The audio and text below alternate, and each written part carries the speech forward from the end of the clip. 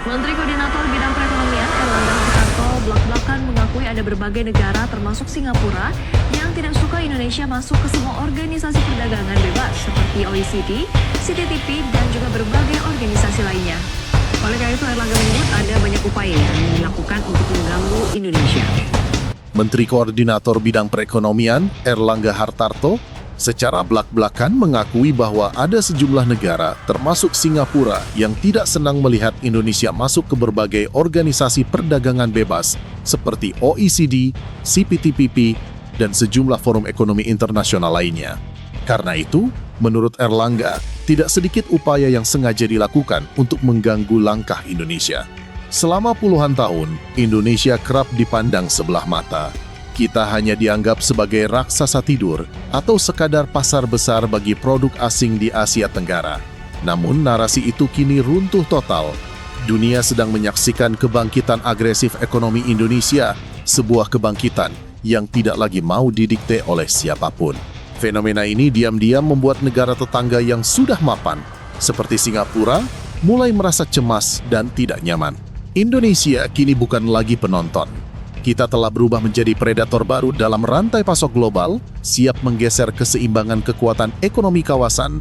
Perubahan ini bukan sekadar retorika politik, melainkan realitas pahit bagi pihak-pihak yang selama ini nyaman berperan sebagai perantara. Saat Indonesia berani memotong jalur distribusi lama dan langsung mengetuk pintu pasar Eropa hingga Amerika Utara, alarm bahaya pun berbunyi di negara tetangga. Pertanyaannya, apa sebenarnya yang dilakukan pemerintah Indonesia hingga posisi Singapura sebagai gerbang Asia mulai terancam? Simak video ini sampai tuntas karena kita akan membongkar data-data mengejutkan yang membuktikan bahwa era kejayaan perantara ekonomi mungkin akan segera berakhir. Meski demikian, Erlangga tetap optimistis. Ia mengibaratkan persaingan ini seperti sebuah balapan, di mana Indonesia sudah berada di posisi terdepan atau pole position. Menurutnya, hal ini tidak lepas dari fakta bahwa Indonesia adalah negara besar dengan tingkat pertumbuhan ekonomi tertinggi kedua setelah Cina. Ditambah lagi, Indonesia memiliki cadangan energi yang melimpah serta sumber daya manusia yang besar, keunggulan strategis yang sulit disaingi negara lain. Secara terang-terangan, Menteri Koordinator Bidang Perekonomian Erlangga Hartarto mengungkap bahwa Indonesia kini tercatat sebagai salah satu negara paling agresif dalam membuka akses pasar global. Tidak lagi menunggu bola, Jakarta bergerak cepat mengejar kesepakatan strategis seperti Indonesia-European Union CEPA, EU CEPA, hingga perjanjian dagang dengan Kanada. Langkah ini menjadi sinyal tegas bahwa Indonesia ingin bermain di Liga Utama, menempatkan diri di jantung arsitektur perdagangan dunia melalui keanggotaan RCEP dan proses aksesi ke OECD. Strategi ini memang penuh risiko, namun hasilnya mulai terlihat nyata. Indonesia tak lagi mengandalkan jalur tradisional yang berbelit, melainkan membangun jalan tol ekonominya sendiri menuju mitra non-tradisional. Dengan manuver ini, Indonesia mengirim pesan jelas. Kita memiliki kedaulatan penuh untuk menentukan mitra dagang tanpa harus melewati pos satpam negara tetangga yang selama ini memonopoli peran sebagai hub logistik dan keuangan regional. Kita juga tengah masuk ke CPTPP. Meski secara waktu Indonesia sedikit tertinggal dibanding Singapura, Malaysia, dan Vietnam, proses ini tetap berjalan. Dan tentu saja, Singapura tidak sepenuhnya senang jika Indonesia bergabung di seluruh skema perdagangan bebas. Erlangga mengakui bahwa ada upaya-upaya untuk mengganggu langkah tersebut. Namun Indonesia sudah berada di jalur terdepan dalam keterbukaan akses. Indonesia bahkan kini menjadi alternatif terbesar kedua setelah Cina. Fakta ini bukan klaim kosong, melainkan didukung data yang sangat kuat. Badan Pusat Statistik mencatat rekor luar biasa. Indonesia menikmati surplus neraca perdagangan selama 67 bulan berturut-turut dengan nilai kumulatif lebih dari 38 miliar dolar AS. Yang membanggakan, surplus ini tidak lagi bertumpu pada ekspor bahan mentah, melainkan didominasi produk bernilai tambah seperti besi, baja, dan nikel hasil hilirisasi industri.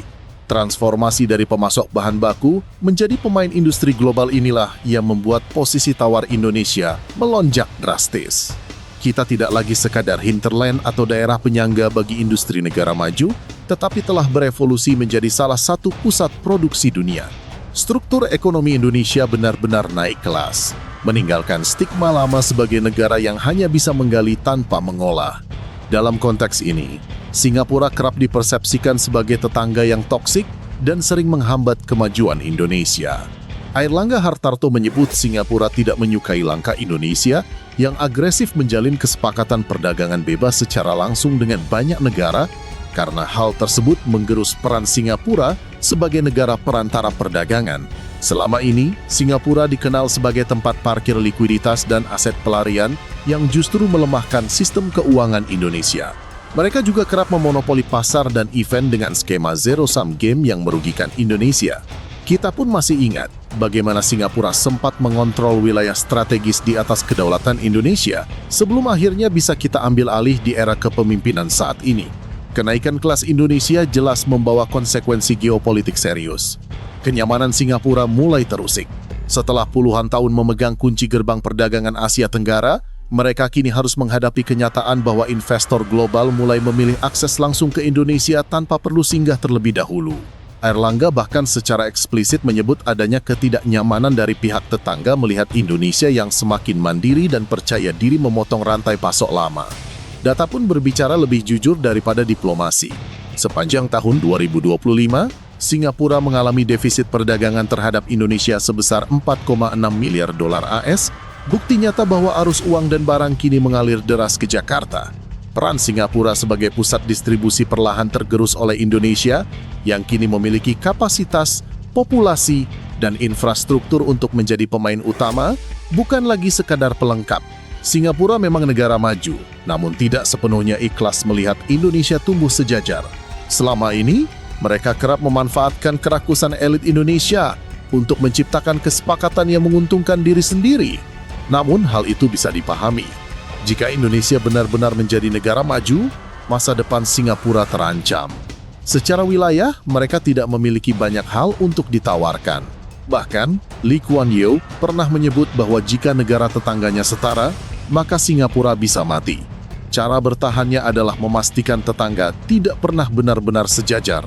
Pada akhirnya, pergeseran ini adalah bentuk seleksi alam dalam ekonomi global. Siapa yang berani beradaptasi dan membangun kemandirian, dialah yang bertahan. Indonesia tidak sedang memusuhi tetangga, melainkan mengambil kembali haknya sebagai raksasa ekonomi sesungguhnya. Bagi negara tetangga, ini adalah sinyal untuk berhenti merasa nyaman di zona dominasi lama. Dan bagi kita, ini adalah momentum emas untuk terus mengawal kebijakan yang berpihak pada kepentingan nasional. Bagaimana menurut kalian? Apakah Indonesia sudah saatnya berdiri sama tinggi dan memainkan peran lebih besar di ASEAN? Tulis pendapat kalian di kolom komentar dengan tagar Indonesia atau Ekonomi Rim Rocket. Jangan lupa like video ini sebagai dukungan bagi kemajuan ekonomi bangsa. Dan subscribe agar tidak ketinggalan update strategis yang jarang dibahas media arus utama. Maju terus Indonesiaku!